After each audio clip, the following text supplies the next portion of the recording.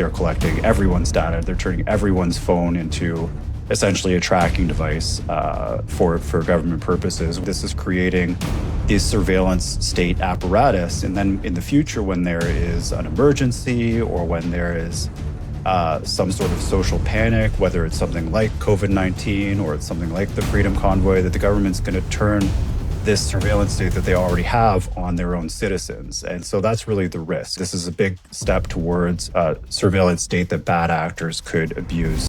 Journalism and commentary 1 year anniversary. I don't believe journalism being funded by the government is the solution. You have to rebuild the foundation. You have to retell the stories. Market conservative Other news that actually matters. I hence wanted to ask. I think they should answer their questions, especially if they're politically charged.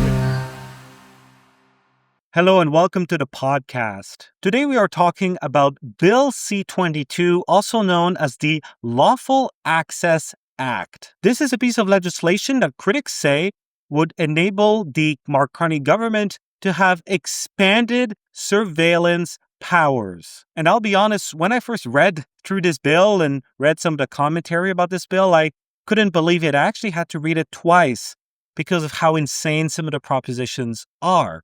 But yet here we are. Now, the Liberals argue this bill is necessary for national security reasons, but critics warn that this bill goes much further. So, according to the bill and analysis on the bill from the Canadian Constitution Foundation, Bill C-22 would require companies that provide electronic services to create technical capabilities to allow easy access to private data for law enforcement and Canadian Security Intelligence Services Act, or CSIS agents, allow the government to require companies to collect metadata, such as the location of your devices for up to a year, allow the Minister of Public Safety and Emergency Preparedness, in consultation with the Information Commissioner, to order secret spying on Canadians, allow the Minister of Public Safety to order companies to break encryption, which is basically break privacy. Josh Dehaas, who's the Interim Litigation Director at the Canadian Constitution Foundation and a guest on today's podcast, argues that the bill would create the infrastructure for a modern surveillance state. And privacy expert David Fraser has warned that the bill would allow the government to turn on any electronic devices,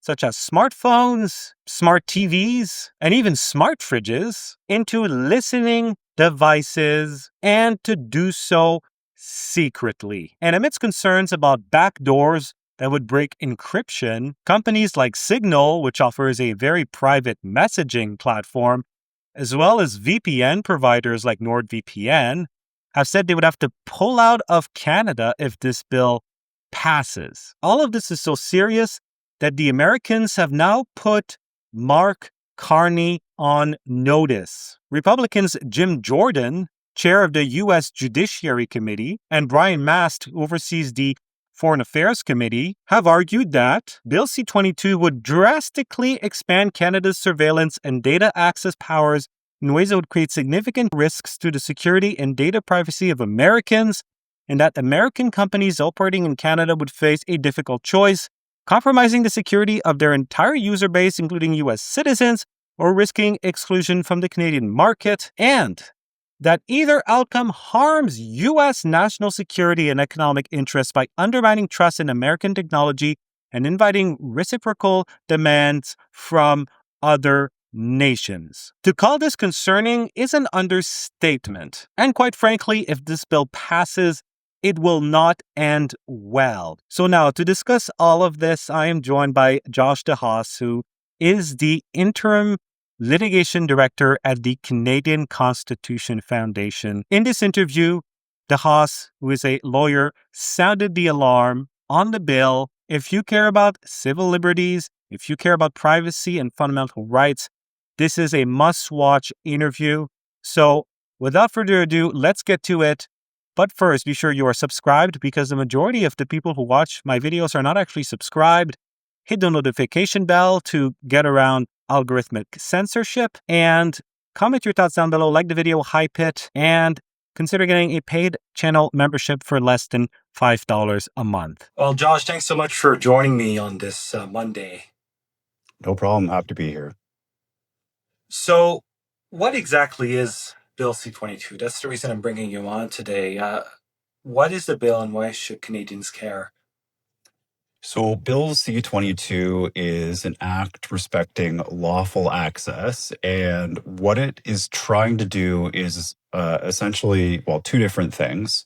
First, it's supposed to make it a bit easier for police to get warrants, get judicial authorization so that they can fight crime, whether we're talking about, terrorism or any other crime, by being able to go to companies, like Rogers, TELUS, Bell, and find out whether they provide services to you so that they can then go to a judge, combine that with other information that they have that shows that you might have committed a crime and get a warrant. So that's the first part. And we had some major concerns with that part when a previous version of this bill was introduced, where they would have been able to go not just to those companies, but to essentially anyone that provides any electronic service and get information about whether they provide services to you. So your doctor, your social media app, your dating app, all of that stuff. Thankfully, because people push back, that's no longer part of the bill. It's really just whether those internet companies provide service to you. So that's part one of the bill. The second part is the part that everybody is still quite concerned with. Well, everybody except for, police and spies and government who want this to go forward. And that is essentially creating new surveillance tools for the state to be able to easily access information about you. And so there are two parts of that are really concerning. The first part, and I'm sure we'll dig into this a lot more, would require the creation of certain technical capabilities among big, telecommunications companies, so that police and CSIS can just plug into those systems, and where they have lawful access, get access to information sort of immediately and easily by going through a back door. And this has raised a lot of concerns because the question is, you're now requiring companies to create new capabilities to access information. What if nefarious actors get a hold of that? And also, can you trust the government not to be a nefarious actor in that regard? So we've seen a lot of pushback from, Apple, from VPN providers, from people who are concerned about that risk. And then there is a requirement to essentially build a bigger surveillance state. So right now, if you are suspected of a crime, a cop could go to a judge and say, we need to get cell phone data on, where this person's phone has been. And they'll go to the company and, TELUS or Bell will give them, let's say, a month of data showing here's the towers where that pinged off of. Well, now the government is saying we want to be able to order the companies to collect a year's worth of metadata on every single cell phone in Canada, which could allow them to map out where every single person has been if they have lawful access. And of course, they can change the reasons that they would grant that lawful access in the future. So it's essentially creating a much bigger surveillance apparatus than we currently have. That is all very concerning. You touched a bit on the previous bill, Bill C2, and we had talked about this. And for the audience who hasn't seen it, I had Josh on earlier this year to talk about a series of bills that Carney had put forward to restrict freedoms, including Bill C2, which was kind of split into two bills, Bill C12 and C22. Bill C22, there was concerns that C2 was going to bring in a surveillance state. Are those concerns better or worse with C22? Well, there are certain things in C2 that are gone. And like you said, it got chopped into two. Certain things are gone, like they will no longer give authorization to Canada Post to open your letter mail. But they did put that in the Budget Implementation Act, I believe. So it was slipped in there. So that looks like it will be going ahead anyway in a different form. There was also in Bill C2, there was a cash ban that was planned. So the government wanted to take away your ability to do any transaction in cash that was over $10,000. You'd basically be able to give cash to the bank, and that was pretty much it. And they said this was to fight money laundering. But of course, there's lots of things you might do with cash. Let's say you wanted to support the Freedom Convoy and hand out, $10,000 of cash. Cash can often be a way of protecting your privacy, right? So we were concerned with that. The cash ban is now gone. It's not in this current bill. So there are improvements. And like I said, that first part of the bill where the police would have been able to go and make warrantless information demands to get your information on whether any online services provide services to you. Like I said, your dating app, your doctor, even you, Eli, this would count towards you. They could have secretly made those warrantless demands. Now that only applies to the big telecom companies, which is much better reined in. So part of those concerns are gone. But what wasn't in this first bill is this collection of metadata that they're explicitly mentioning. And they might have done that anyway through regulations with the previous bill. But now it's pretty clear that that is what they're going to ask, or not ask, but require companies to do. So some ways it's better, some ways it's worse. What is metadata?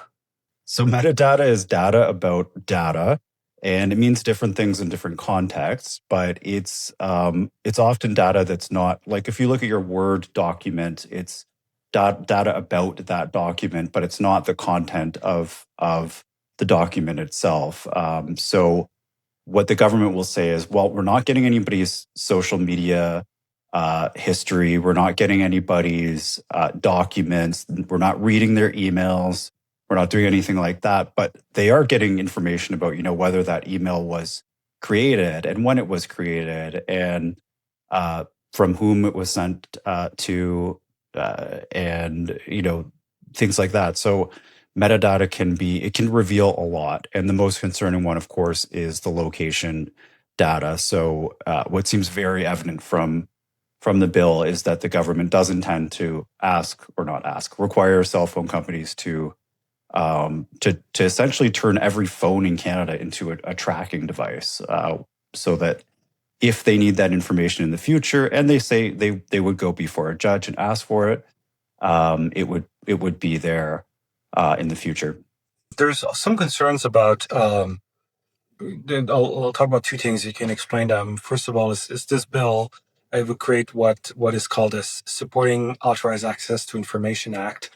So could you explain what that is? And then also touch on, there's a concern about the term electronic service provider, which is in this bill.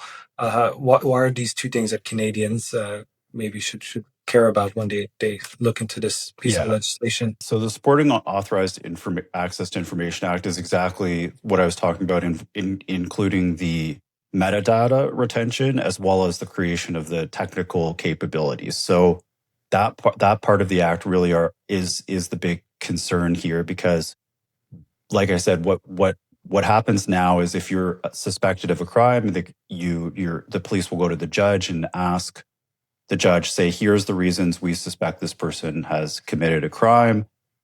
Can we take those facts and use that to go and now demand further information from like a telecoms company? Well, what the government is doing to support lawful access is requiring them to create these easy ways in for police, which could be exploited by bad actors, including bad future governments, and also require them to collect that metadata that they don't necessarily now collect. So creating data about you, an innocent person who's never committed a crime, just in case the government might want that information in the future. And just to deviate a little bit and give an example of why that's so concerning, think about the hantavirus and the fact that people are now being required to quarantine.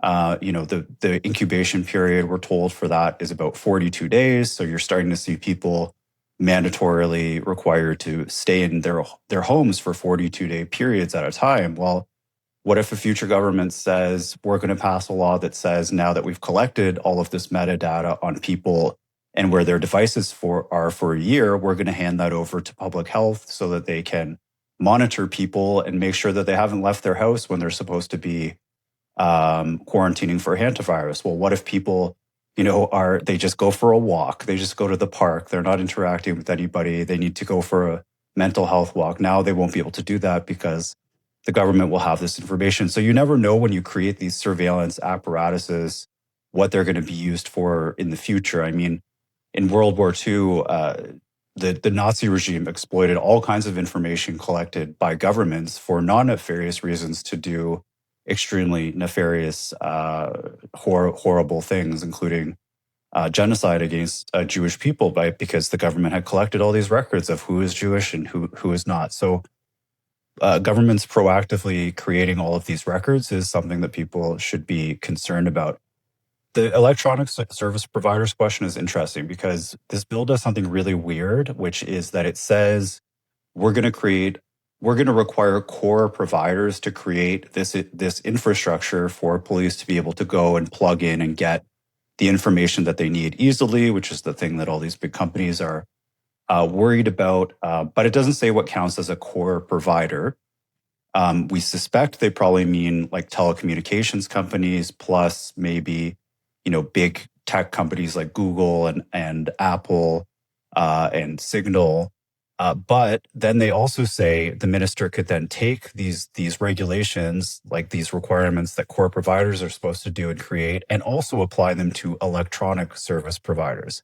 Electronic service provider is defined so broadly that it could be anyone that provides any service, communication service on the internet, which is basically every business, every doctor's office, every like dating website, as I mentioned. It's extremely, extremely broad. So you have this bizarre situation where they're saying we're going to create regulations for core providers. And then if the minister decides that he or she wants to extend those further and do so in secret, by the way, he or she can do that. So it doesn't apply to every single aspect of what the core providers could be required to do, but it would still potentially require any electronic service provider to provide certain forms of assistance for creating this sort of so-called lawful access infrastructure.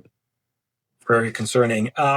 So in light of this, and you brought up Signal. So Signal is warned that it would pull out of Canada if it was made to comply with the lawful access. Similarly, the company that runs NordVPN has also said they would do the same.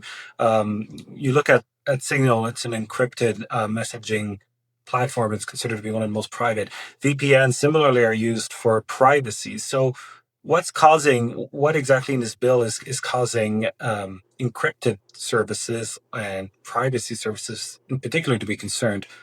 Well, I think it's the lack of clarity on whether or not the government will try to require them to break their own encryption so that police or CSIS can get easy access through the back door to information that they would lawfully have access to. So a judge probably secretly would say, yes, you can go and collect this information. But we don't know whether or not the government is going to require companies to break their encryption, something that these companies simply can't do because their entire business model is about protecting your privacy and allowing you to have conversations that the government can't get a hold of. And the government has said, they keep saying, well, there's a part of this bill that says no one can be required to introduce a systemic vulnerability. And they say that this means they could never require breaking of encryption if it was going to lead to privacy breach. But it's simply not clear in the bill whether or not that's the case. And it's also the case that they get to define these things through regulations. So in their view, a systemic vulnerability could mean something entirely different. And so far, they've been unwilling to really clarify and exclude the possibility that they would break encryption in apps like Signal. So if they're not willing to clarify that in the bill, then can we really trust them not to do that secretly in regulation afterwards? So I look at this. The Liberal government has passed Bill C-11, which is messing up with algorithms. They've passed Bill C-18, which censors independent media on meta platforms. And something that people have been doing to get around both of these censorship legislation is using a VPN. And now with this new legislation, a consequence of that could be that the VPN companies could stop operating in Canada. So, to me, this is quite concerning. It seems like whether this is intentional or not, a consequence of this legislation is Canadians will, face more restricted internet and will have less privacy options, which to me is borderline anti-democratic.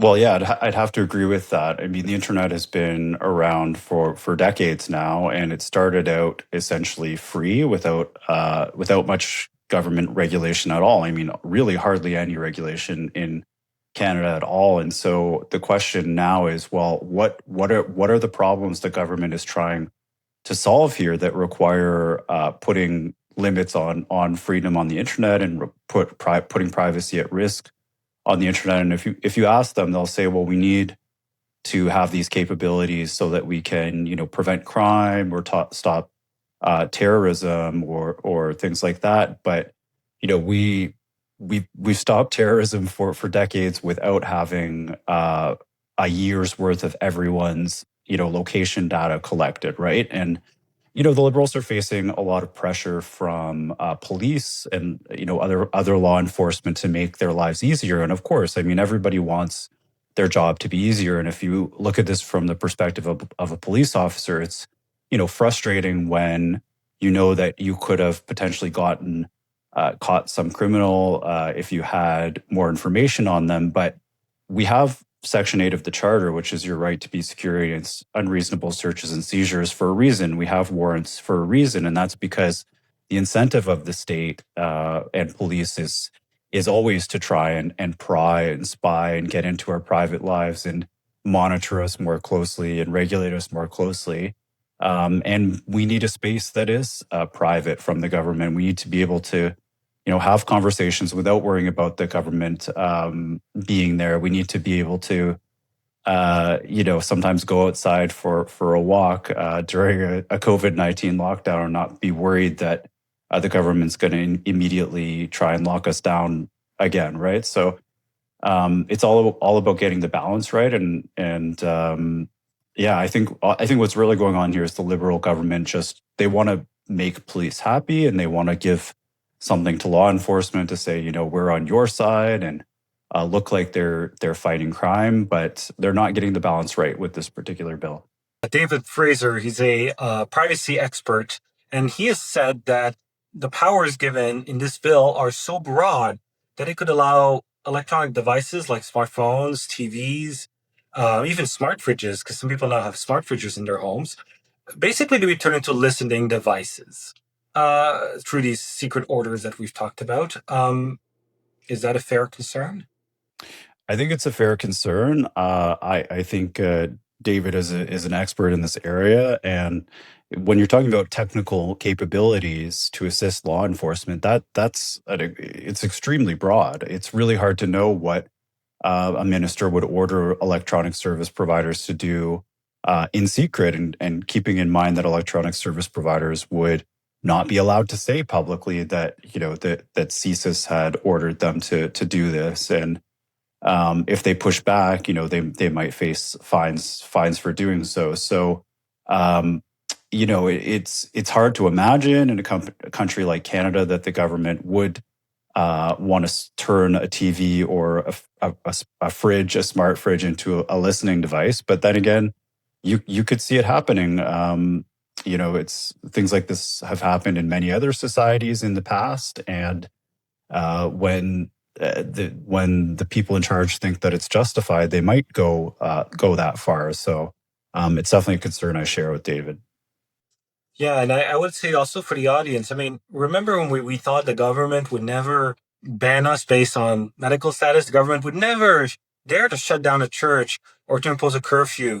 The last 6 years have shown that for many of these politicians, there is no limit. So giving them any type of ability for these sorts of powers, they'll find a way. I mean, you look at the left, especially, they love to operate with this whole by all means necessary when it comes to certain agendas. So I do think it is definitely a concern. Other people are concerned. The U.S. has warned Canada about this. There was a letter, and Jim Jordan and Brian Mast, they're two senior U.S. Republicans, and they have said that this bill would create basically cross-border risks for data privacy and the security of Americans. Is that also a valid concern?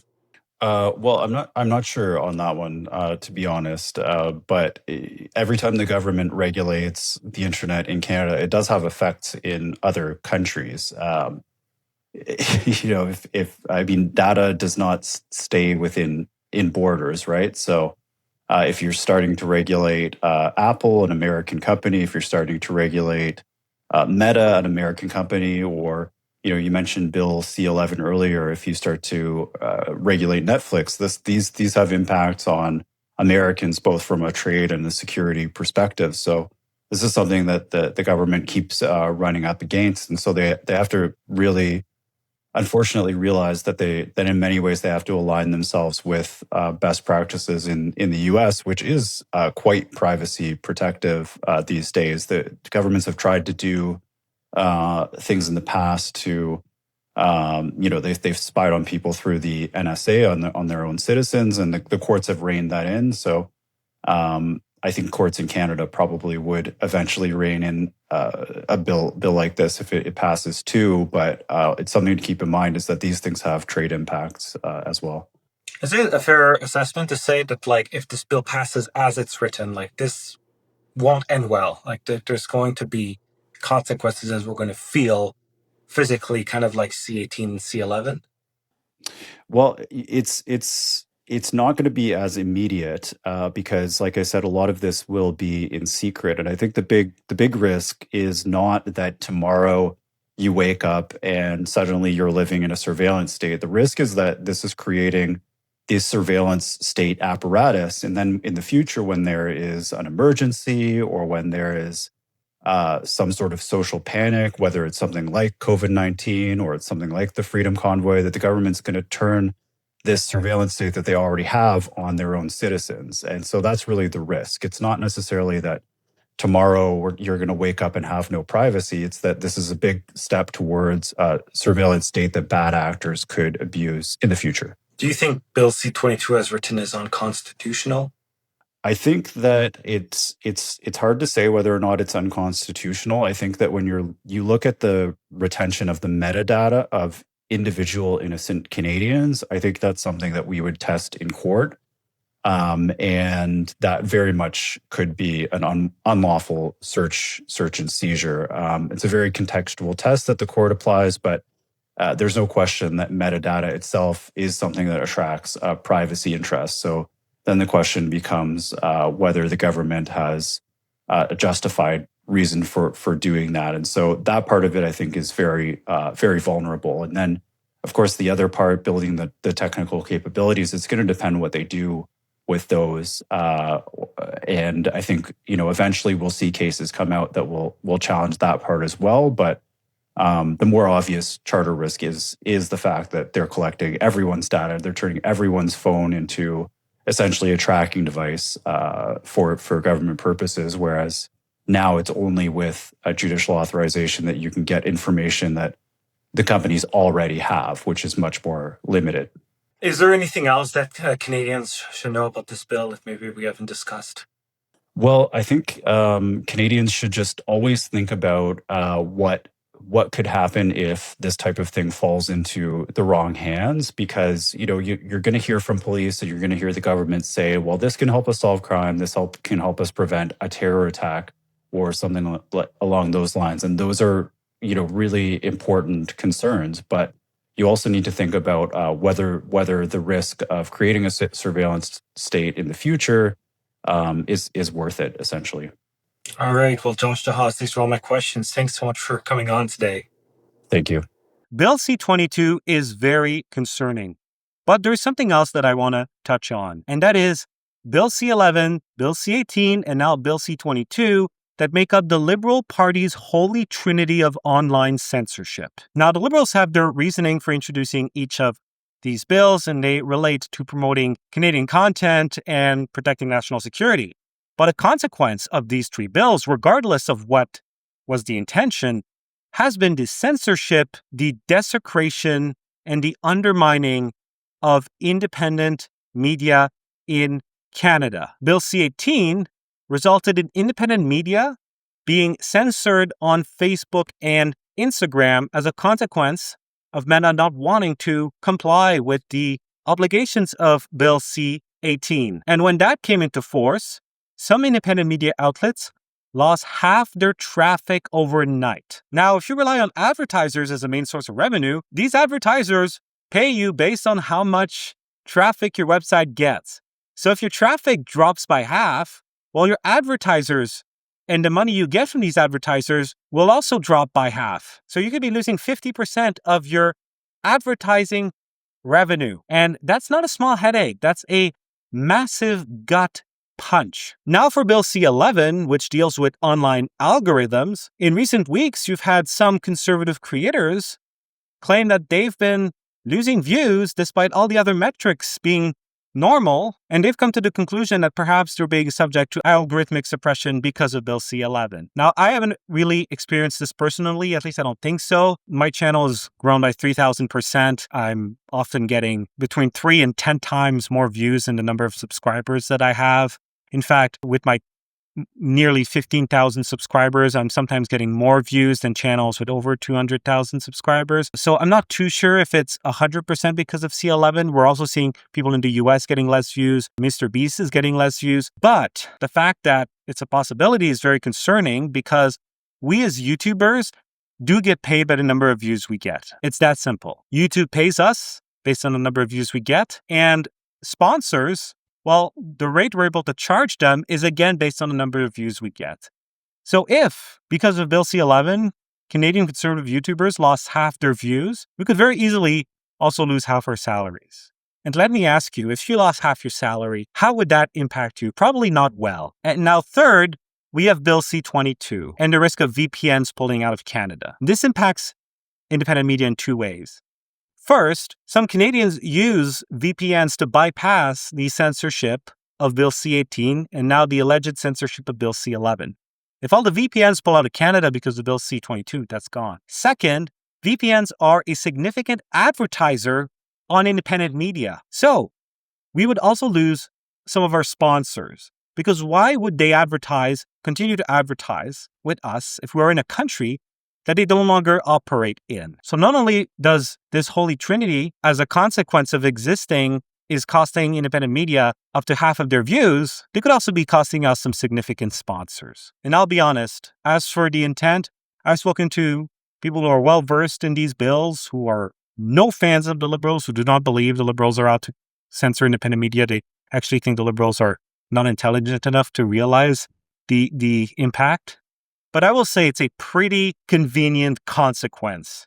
It's a very convenient consequence that these three bills have resulted in the weakening of independent media, while at the same time you're giving out government subsidies to the media, the mainstream media. It's just very convenient. But I don't want to demoralize you because you are in control of your destiny, we the people, and you can make sure that the consequences, regardless if they're intentional or not, you get to decide how they impact us. You watching this video is the greatest act of support you can do for independent media. Keep watching, keep subscribing, keep sharing our content. But here's something else you can do if you have the means. My videos average 35,000 views. If 35,000 people, and again, I get 35,000 views on average per video, and I try to post 5 days a week. 35,000 people gave $1 a week. I would be able to double the production. I would be able to hire someone to help me with production. We'd be able to do weekly Nick Shirley style investigations.